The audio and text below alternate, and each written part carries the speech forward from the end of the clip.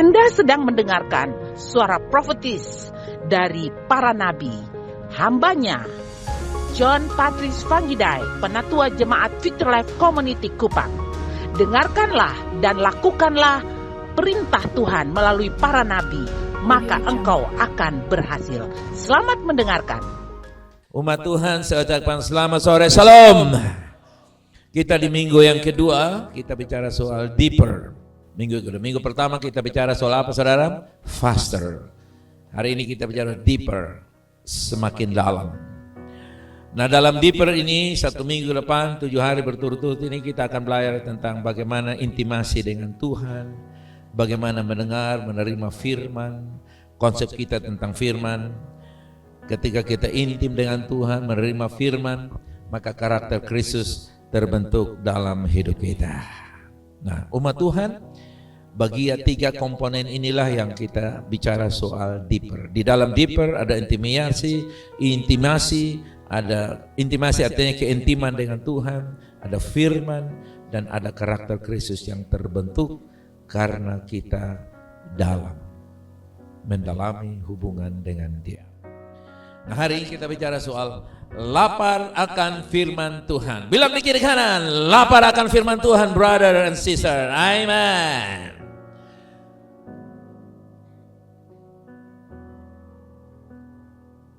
Kenapa kita mesti lapar akan firman?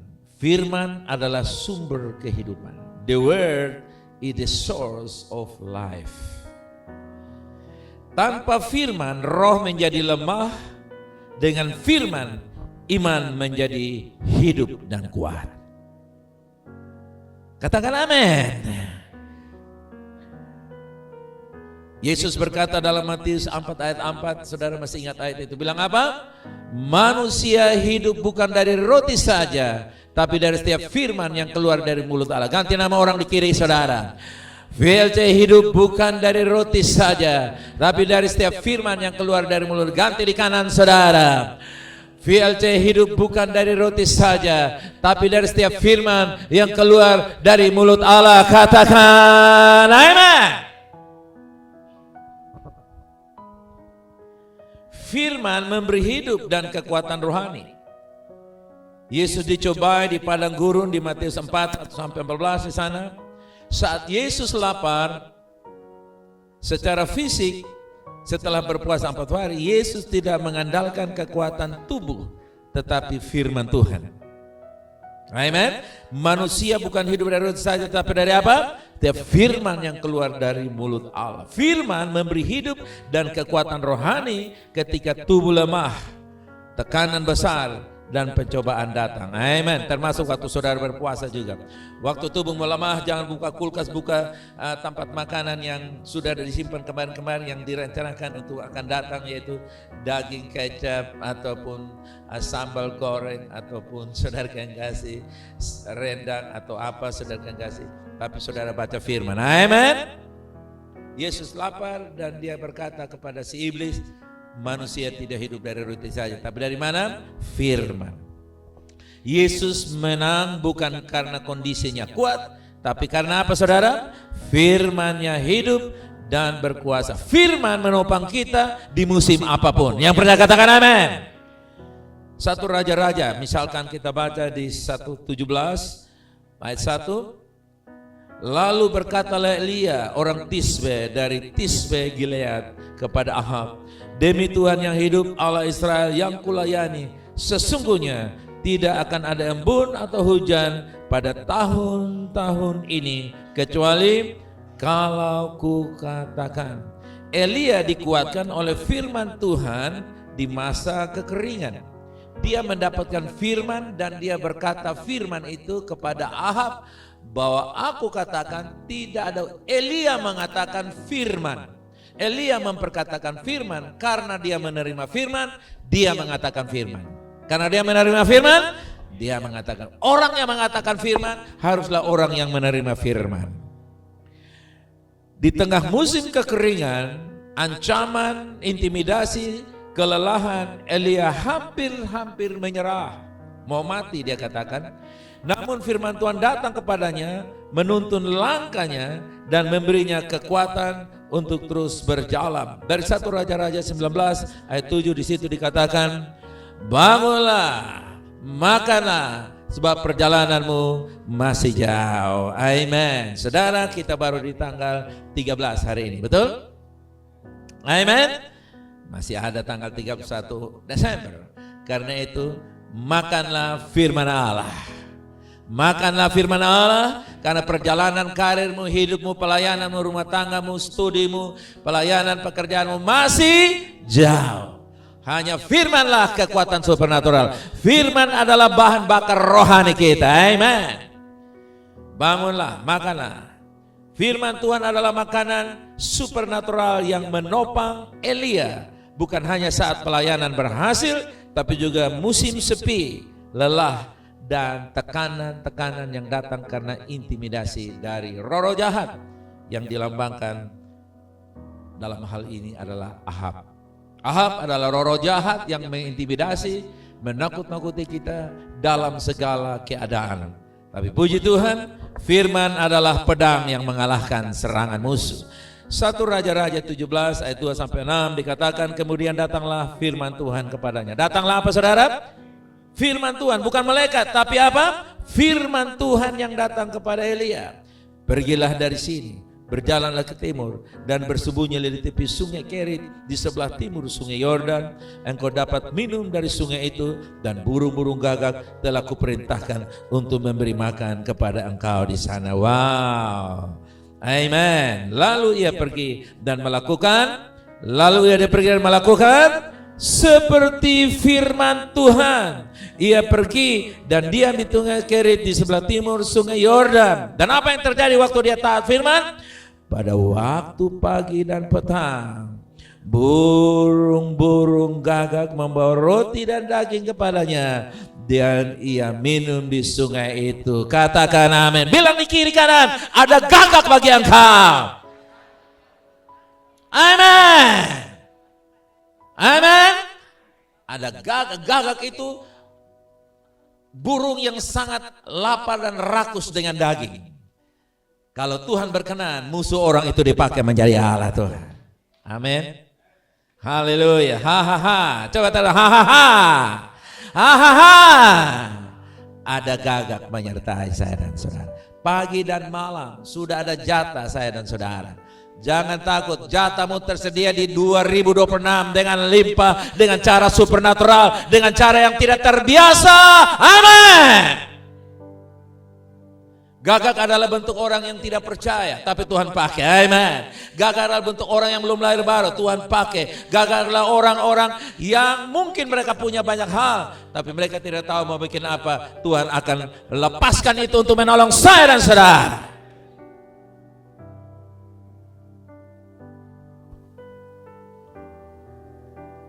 Kita belajar dari Elia mendengar firman Tuhan dan mengalami pemeliharaan supernatural dari Tuhan. Saudara ini belum mengalami, amin? Yang pertama, dari ayat-ayat itu kita dapat pelajaran bahwa ketaatan pada firman membuka akses pemeliharaan supernatural Tuhan. Elia tidak mengerti seluruh rencana Tuhan, tapi ia taat dan segera ketika firman Tuhan datang kepadanya. Pergilah dari sini, tinggallah di sungai Kerit. Awal tahun berdoalah, berpuasalah, bawa persembahan kasih. Aduh Tuhan, saya belum bisa. Aduh Tuhan, saya ada kekurangan. Aduh Tuhan, no. Elia katakan, yes, siap. Pergilah ke sungai, artinya ada tuntunan Tuhan. Gereja Tuhan berikan para nabi, rasul, penginjil, guru, dan gembala untuk menyuarakan suara kerasulan, suara pengembalaan dari Tuhan, suara tuntunan Tuhan. Anda tidak melakukan apa yang didengar dari mimbar, Anda tidak akan mendengar apa yang datang dari pencipta alam semesta yang sangat-sangat super halus. Belajar mendengar dari mimbar gereja adalah cara melatih kepekaan kita. Ada yang bilang, saya tidak mendengar siapapun. Biar pendeta kayak siapapun, saya mau dengar Tuhan langsung. Dan Tuhan katakan, maaf, aku nggak bisa dengan cara seperti itu. Yang kelihatan saja kamu tidak taat, apalagi yang tidak kelihatan, kamu akan bingung. Nah itu pastikan bahwa tuntunan Tuhan saudara taat. Amin. Pastikan jangan anggap enteng tuntunan Tuhan, apalagi orang pemain format, seperti format celana jeans, kasih pendek, kasih panjang, kasih besar. No, firman Tuhan bukan untuk kesukaan kita. Firman Tuhan untuk membawa kita menuju kesukaan Tuhan.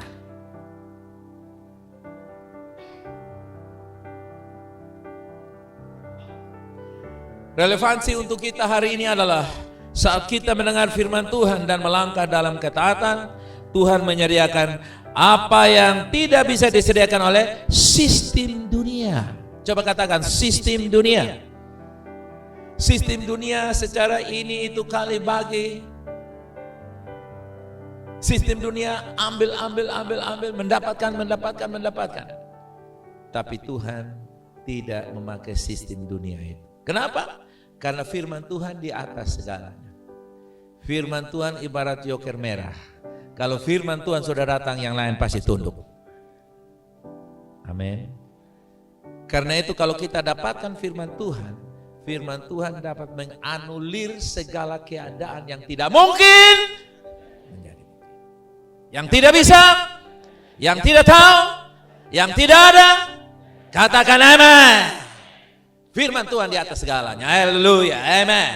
Karena itu dapatkanlah firman. Amin. Pemeliharaan dan penyediaan sering datang setelah ketaatan, bukan sebelum. Orang bilang, Tuhan belum jelas, tunggu dulu. Saya belum tergerak. Dan lama-kelamaan dia menjadi patung rohani. Dia menjadi kaku rohani. Dan akibatnya orang lain sudah menikmati semuanya, dia hanya sekedar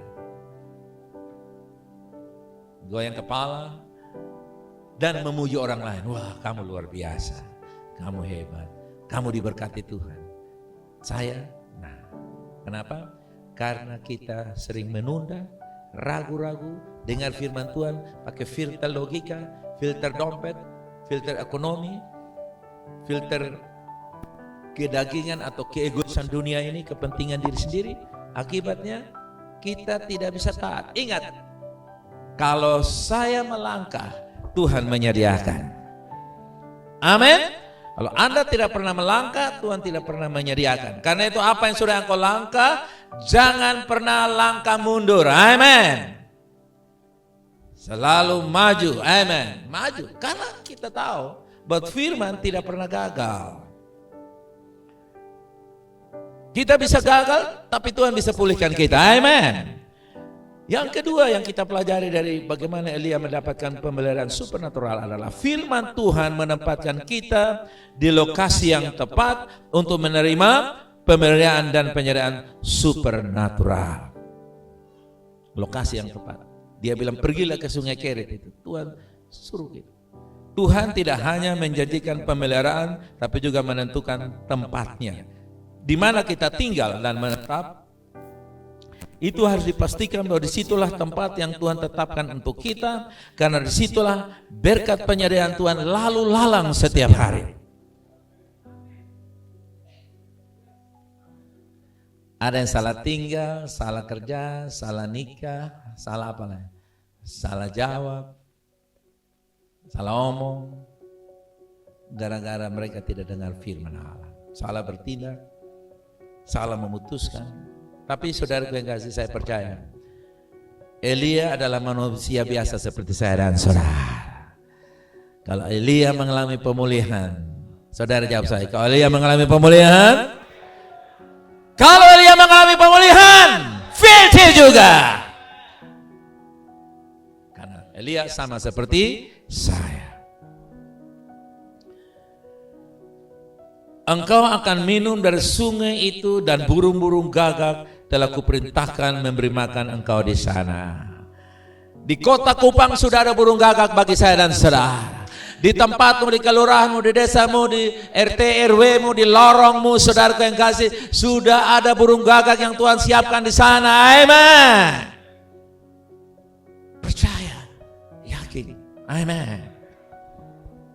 Ketika hidup di tempat kehendak Tuhan, baik secara rohani, keputusan maupun panggilan, pemeliharaan Tuhan itu mengalir. Ketika kita hidup di tempat kehendak Tuhan, baik secara rohani, keputusan kita yang tepat, maupun panggilan dan pemeliharaan Tuhan itu mengalir. Panggilan semakin jelas, penyertaan semakin jelas. Tuhan menolong. Saudaraku yang kasih, jangan pernah menganggap enteng tuntunan Tuhan. Amin, saudara, amin. Melalui firman. Karena firman Tuhan bukan hanya untuk didengar, tapi untuk ditaati. Amin. Dan di balik ketaatan selalu ada pemeliharaan Tuhan secara supernatural. Anda tidak bisa melihat penyediaan supernatural sampai kita mentaati firman, tuntunan, rema-rema yang dia berikan kepada kita. Lewat doa disampaikan seseorang kepada kita, lewat khotbah datang kepada kita, lewat mimbar datang kepada kita, lewat pesan WhatsApp yang kita terima. Berbagai macam cara Tuhan bisa bicara, lewat mimpi, penglihatan, nubuatan Tuhan sampaikan. Jadi musim boleh berubah, kering atau subur, tapi firman Tuhan selalu cukup untuk menopang hidup saya dan saudara. Amen. Saat situasi berubah, firman menjadi pegangan yang stabil. Katakan, situasi berubah, firman stabil. Come on. Dan dia stabil untuk apa? Meneguhkan iman kita. Jadi laparlah dan haus akan Tuhan. Bilang kiri kanan, laparlah akan firman Tuhan. Karena itu akan menumbuhkan intimasi kita dengan Tuhan. Haleluya. Nah, untuk intimasi dengan Tuhan, next kita bisa lihat, itu akan menumbuh, bagaimana kita menumbuhkan intimasi dengan Tuhan. Yesus dia melakukan keintiman dengan Tuhan di dalam Markus pasal yang ke-1 ayat 35. Bilang apa di sana? Pagi-pagi benar, waktu hari masih gelap, ia bangun dan pergi ke tempat yang sunyi, berdoa di sana. Ada 3 alasan rohani yang kuat yang bisa kita dapatkan dari belajar keteladanan Yesus. Dia masih pagi-pagi benar. Pagi-pagi apa, saudara? Pagi-pagi benar, masih gelap gulita, pagi-pagi buta, dia bangun dan berdoa di sana. Yang pertama, keheningan pagi menciptakan ruang terbaik untuk mendengar suara Tuhan. Pagi ini jam berapa menurut saudara? 6:30, 7:30? Menurut firman Allah 03 sampai 05. Jam 3 sampai jam 5 pagi alam masih tenang, tidak ada lalu lintas di pikiran kita, suara manusia tidak ada, kecuali kita mendengar tetangga kita mendengkur atau tuntutan aktivitas belum ada. Kesunyian ini menolong jiwa kita menjadi peka. Sebaliknya setelah siang hari pikiran penuh dengan keputusan, emosi, dan tekanan-tekanan dan terburu-buru. Doa sering terganggu oleh kelelahan dan distraksi. Mau berdoa sudah ada orang ketok pintu, mau berdoa telepon sudah berbunyi, dan lain-lain sudah mau berdoa, waktunya sudah terlalu singkat, dan akhirnya ala kadar. Tuhan tidak bersuara keras, tetapi berbicara secara jelas dalam keheningan. Firman di dalam 1 Raja-Raja 19:11-13, lalu firman-Nya, keluarlah berdiri di atas gunung di hadapan Tuhan, maka Tuhan lalu angin besar dan kuat yang membelah gunung-gunung dan memecah bukit-bukit batu mendahului Tuhan. Tetapi Tuhan, tidak ada Tuhan dalam angin itu, dan sesudah angin itu datanglah gempa, tetapi tidak ada Tuhan dalam gempa itu, dan sesudah gempa itu datanglah api, tetapi tidak ada Tuhan dalam api itu, dan sesudah api itu datanglah bunyi angin sepoi-sepoi. 13. Dan segera Elia mendengarnya, ia menjelubungi mukanya dengan jubahnya, lalu pergi keluar dan berdiri di pintu gua itu. Baca bersama saya. Maka datanglah suara Tuhan kepadanya yang berbunyi, apakah kerjamu di sini, hai Elia? Nonton YouTube, download IG, TikTok. Itukah jawaban Elia? Tuhan tidak ada di dalam angin ribut, tapi di dalam angin sepoi-sepoi yang lembut, sepoi-sepoi basah. Jadi keheningan malam 3-5. Jam berapa saudara? 3-5. Tuhan bangunkan saya dan saudara. Jangan tidur kembali. Tapi itu adalah undangan Tuhan. Ketika Anda bangun di antara 3-5, itu adalah undangan Tuhan. Tuhan mengajak kamu untuk berdiskusi, membangun kehidupan hari itu. Yang kedua, pagi hari adalah waktu menyelaraskan roh manusia dengan ritme ciptaan Allah. Kalau engkau punya hubungan yang intim, engkau tahu siang akan ada celaka, siang akan ada maut, siang akan ada kerugian, siang akan ada begini, siang. Kenapa? Karena alam sangat dekat dengan engkau. Engkau merasakan apa yang terjadi dengan alam.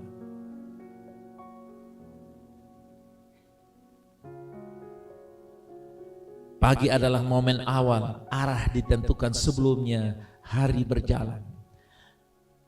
Ya. Ada standar operation, SOP, standar operasi, cara kerja bersama Tuhan. Ada briefing dengan Tuhan di pagi hari itu. Saudara di kantor ada briefing bukan? Nah, jangan sampai kita briefing dengan manusia, tapi briefing dengan Tuhan kita tidak punya. Saudara, ini ayat luar biasa. Coba kita lihat dari Ayub.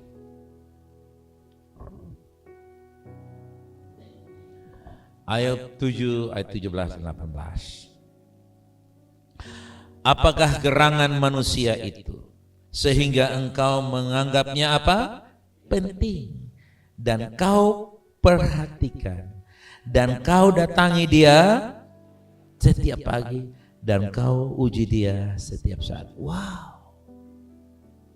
Coba saudara bayangkan. Apakah gerangan manusia itu sehingga engkau menganggapnya penting? Saudara masih ingat ya, saya bilang bangsa-bangsa seperti setitik debu di telapak tangan. Bangsa-bangsa itu setitik debu. 1 miliar manusia setitik debu. Kalau saya dan saudara, come on, bicara kepada saya. 8 miliar manusia seperti apa? Setitik debu di tangan Tuhan. Kalau saya dan saudara, tapi kenapa Tuhan bilang dianggap penting? VIP person, very important person that God get to in the morning, in the dark time, in the early morning. Tuhan datang. Ada, coba kembali ayat itu tadi. Sudah lihat? Karena saya katakan saya penting bagi engkau Tuhan. Amin. Siapa? Karena Tuhan yang bilang. Di situ dikatakan pertama penting, yang kedua kau perhatikan. Orang barang yang penting pasti diperhatikan, bukan? Lalu di situ dikatakan yang ketiga, dia datangi setiap pagi. Jam 8 Anda nggak bisa ketemu kakak. Jam 7 nggak bisa, jam 6 nggak bisa. 3-5. 5 itu sudah selesai.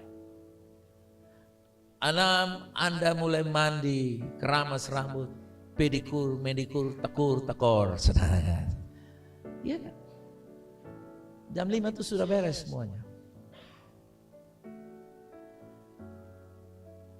Karena itu malam hari saudara mesti ambil keputusan. Dan sampai nonton drama Korea, sampai menghayal ke Korea, nonton drama rumah tangga ini itu, lalu mulai tafsirkan. Beb suami begini, beb istri begini, beb anak begini, konyol banget. Nonton sinetron baru dia tetapkan itu menjadi bagian keluarganya di masa yang akan datang.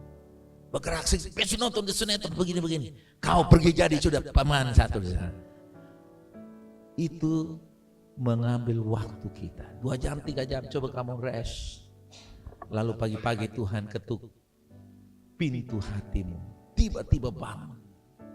Lalu kita bilang, good morning God, good morning Jesus, you are my good shepherd, I love you, I honor you. Thank you Jesus. Bangun, kasih air panas di handuk, gosok muka sambil berkata, I am yours, you are mine. Saya milik kepunyaanmu, engkau milik kepunyaanmu. Sambil sikat gigi, Tuhanlah kekuatanku. Sambil minum air panas, aku sehat dan sembuh. Sambil jalan menyembah Tuhan. Lalu saudara terima arahan-arahan bimbingan dari Tuhan. Tuhan mulai briefing dengan kamu tentang ini, tentang itu. Alam semesta mendukungnya. Karena yang hadir waktu itu Tuhan, engkau dan alam semesta. Iblis tidak bisa masuk karena darah Yesus tidak bisa ditembus oleh siapapun kecuali orang percaya. Amin. Saudara, Ayub sedang berbicara kepada Tuhan di tengah penderitaannya. Ia menyadari bahwa manusia begitu kecil, namun Tuhan begitu peduli, hadir memperhatikan manusia itu, bahkan mendatanginya setiap jam 3 sampai jam 5. Bahkan mendatanginya setiap jam berapa? Jam 3 sampai 5. Ada yang bilang mati, jadilah menurut kata-katamu. Ada yang bilang capek, jadilah menurut kata-kata. Ada yang bilang mengantuk, jadilah menurut kata-katamu. Ada yang bilang masih tengah malam, semua orang belum bergerak apa-apa, jadilah. Karena itu kalau Tuhan bangunkan saudara, saudara mesti bangun. Saudara 3 sampai 5. Mungkin setengah 4, setengah 5, atau kurang 5, jam 5. Saya kurang tahu. Tapi 3 pagi-pagi buta Yesus bangun, dia terima SOP dari papanya. Amin. Amin. Sehingga saudara lihat Yesus punya perjalanan itu luar biasa. Orang bisik-bisik, Yesus punya anak semua sakit. Dia bilang, ya sini ya. Jangan percaya orang. Percaya saja. Tapi Marta ragu-ragu, jangan dengan Marta. Ya, dia bilang, soalnya Marta sudah percaya. Oke, 2 mengalahkan berlaksa-laksa. Orang bilang, Yesus, temanmu yang baik, yang kamu kasih namanya Lazarus. Lazarus sudah mati. Yesus bilang, no, Lazarus hanya tidur saja. Kenapa? Karena pagi hari itu Yesus sudah briefing dengan Bapa. Bapa sudah bilang, aku menyertai engkau. Segala perkara dapat engkau tanggung dalam aku. Anugerahku cukup bagi engkau. Lihat, engkau diberikan hati yang bijaksana. Sehingga pada siang hari itu, nah saudara kasih, ini semua adalah praktek kehidupan yang saya yakin bahwa belum ada satu orang termasuk saya yang bisa berkata saya sudah sukses 100%. Karena kita masih ada dalam tubuh daging ini, tapi roh dalam kita lebih besar. Nah seringkali saudara kasih ada kelelahan seperti Elia. Elia berkata, aku mau mati, makanya Tuhan datang. Lu bikin apa di sini? Elia berkata, hei, ada Tuhan. Okay. Jika Tuhan sedemikian setia mendatangi manusia setiap pagi, baca selanjutnya, maka manusia pun harus rindu berjaga untuk menyambut hadirnya. Katakan. Coba kita baca ayat berikut, luar biasa. Bilang apa? Kasih setia Tuhan selalu baru. Tiap pagi ganti pukul 3 sampai pukul 5. Mulai. Kasih setia Tuhan selalu baru setiap pukul 3 sampai pukul 5. Setengah 6, setengah 7, apalagi jam 10 sudah melek semuanya. Pagi itu 3 sampai 5. Jam 7 itu jam kerja. Jam 6 itu sudah jam persiapan. Bukan baru bangun dan berkata, Yesus aku cinta padamu. Malaikat itu.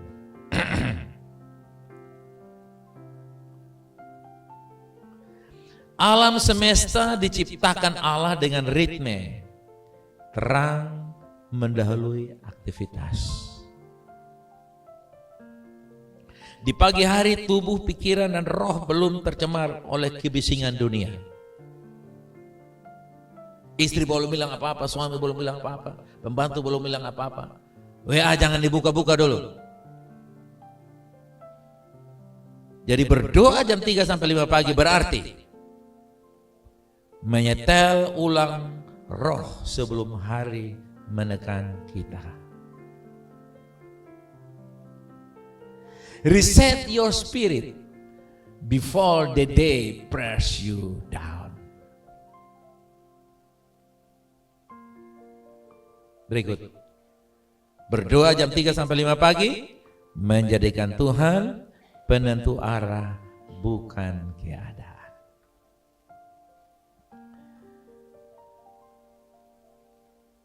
Setelah siang kalau kita berdoa apa yang terjadi? Bereaksi bukan memimpin, emosional. Berdoa karena lelah bukan karena rindu. Sudah siang. Yesus berdoa dulu baru melayani, bukan sebaliknya. Melayani dulu baru berdoa. Yang ketiga, pagi hari adalah waktu strategis untuk berjaga dan berperang secara rohani. Peperangan rohani pagi hari. 2 menit saudara pakai tiap pagi untuk doa peperangan rohani. 2 menit. Berapa menit saudara? 2 menit. Jangan lupa. Oke? Ini sangat penting. Berjaga-jagalah, berdoalah, Matius 26 ayat 41. Pukul 3 sampai 5 pagi sering disebut waktu berjaga, bukan karena mistik, tapi karena kesadaran rohani paling jernih. Coba jam 3, jam 4 saudara bangun. Heningnya sangat terasa, betul kan? Seperti waktu kamu panggil Yesus, Yesus bilang, "Hi, I'm here." Saya ada di samping. Di waktu ini iman tidak terganggu emosi. Doa lebih fokus, tajam dan berotoritas. Kalau siang hari energi sudah menurun, doa sering menjadi rutinitas, bukan lagi perjumpaan, tapi agamawi aktivitas agama. Yesus menang di doa pagi sehingga ia kuat menghadapi tekanan siang hari.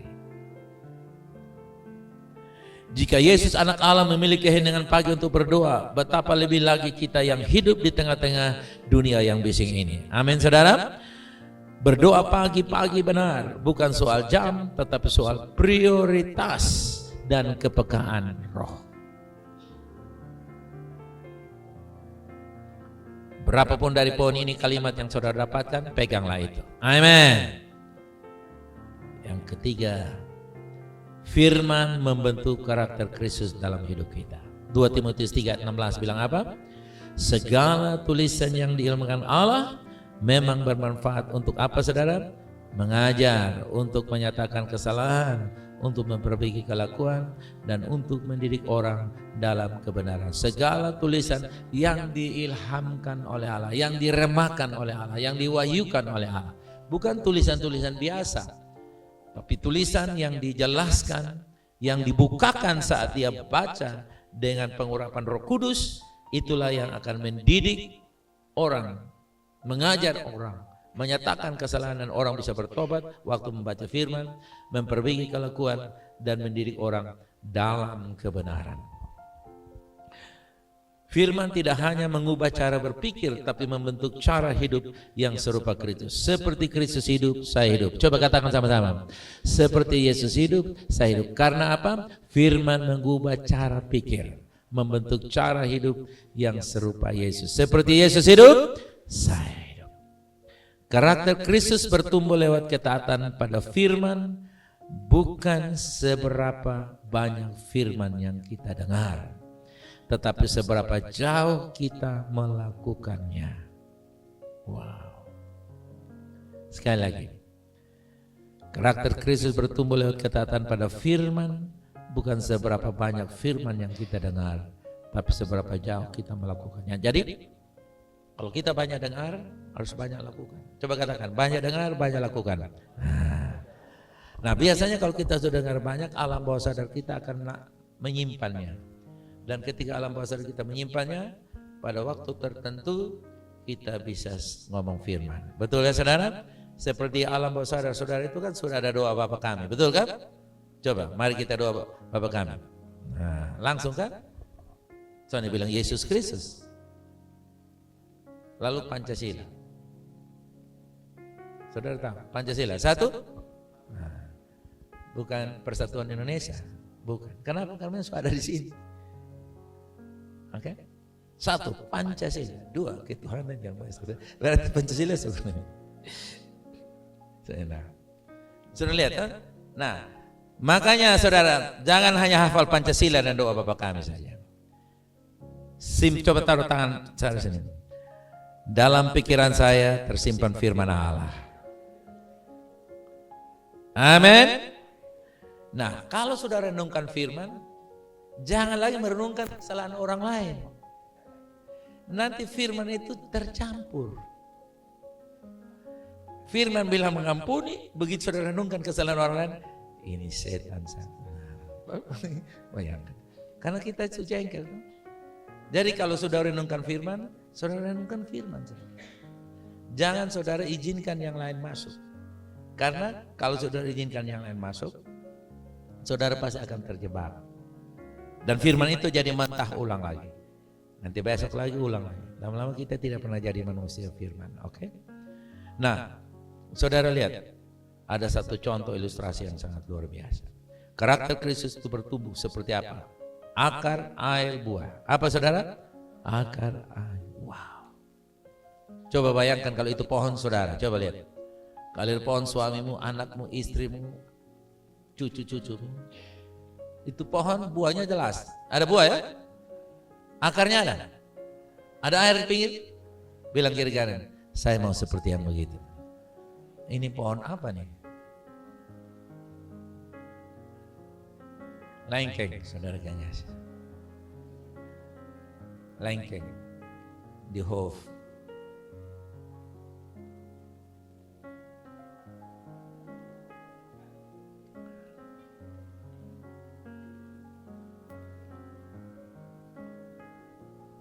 Bagaimana saudara?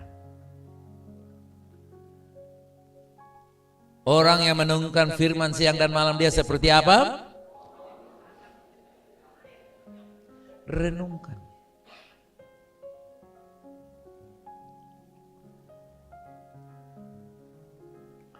Sebuah pohon tidak bertumbuh karena daunnya sering dipuji, tetapi karena akarnya menyerap air setiap hari. Amin. Saudara tidak, wih bonsaiku, bonsai, jambu monyetku, ganti jambu apa lagi, monyet nanti, jambu kesukaanku. Saudara tidak, saudara kasih air saja diam-diam pasti dia tumbuh sama. Oke, nah sekarang saudara lihat, air adalah firman Tuhan. Air adalah apa? Firman Tuhan sebagai sumber kehidupan. Akar adalah apa? Untuk menyerap air. Lapar akan firman. Dengar, kalau saudara tidak ada lapar akan firman, itu seperti akar kering. Jadi banyak orang Kristen datang ke gereja itu bukan di sini ya, hanya banyak saja. Entah banyak itu berapa dan di mana. Tapi kan benar bahwa ada pohon yang akarnya kering, betul kan? Ada pohon-pohon Kristen yang kering. Kenapa? Karena datang tuh hamba Tuhan ada khotbah dia.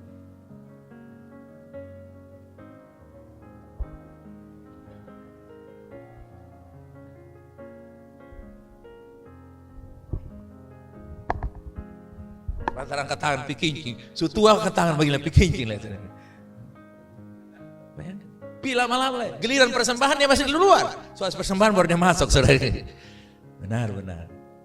Itu pohon yang kering. Jadi saudara rasa saja, kalau kamu tidak ada rasa haus akan firman, artinya apa? Akar sudah kering.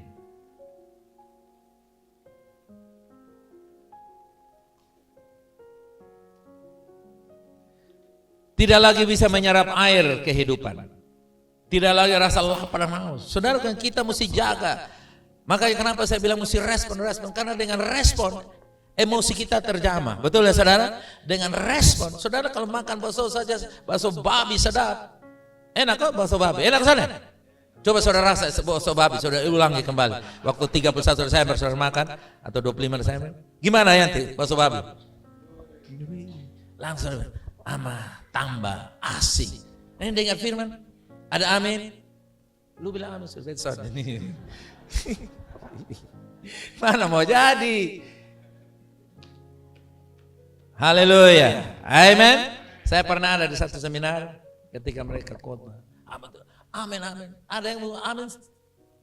Bawa uang taruh di depan kaki amin.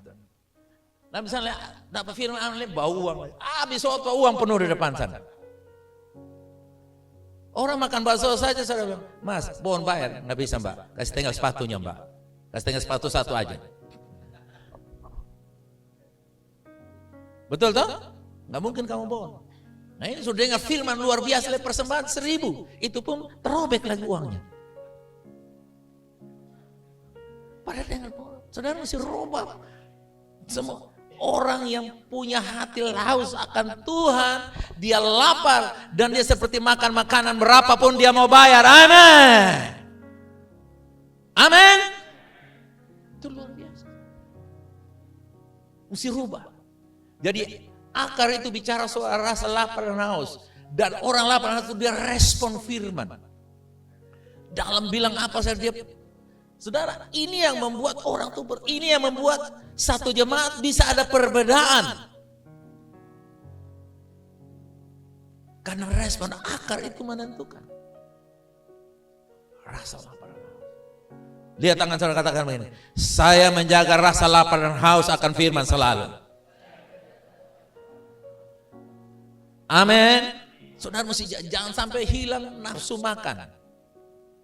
Seriawan rohani adalah ragu, ketidakpercayaan, dan boto-boto. Khawatir, mengeluh. Itu seriawan rohani. Pernah alami seriawan rohani? Makan tidak enak bukan? Karena air panas tambah pedis. Banyak orang seriawan rohani, khotbah datang panas, dia bilang pendeta omong sembarangan. Padahal dia ada karena firman dia bilang sembarangan. Seriawan rohani. Tidak percaya, ragu, bimbang, persungutan. Oke? Nah ini mesti dibersihkan dari kita.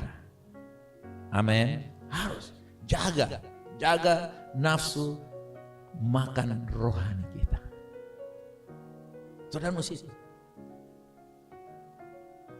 Dan kalau saudara punya kerinduan rasa lapar dan rasa akan Tuhan, firman, nafsu makan saudara duniawi akan turun, saya yakin.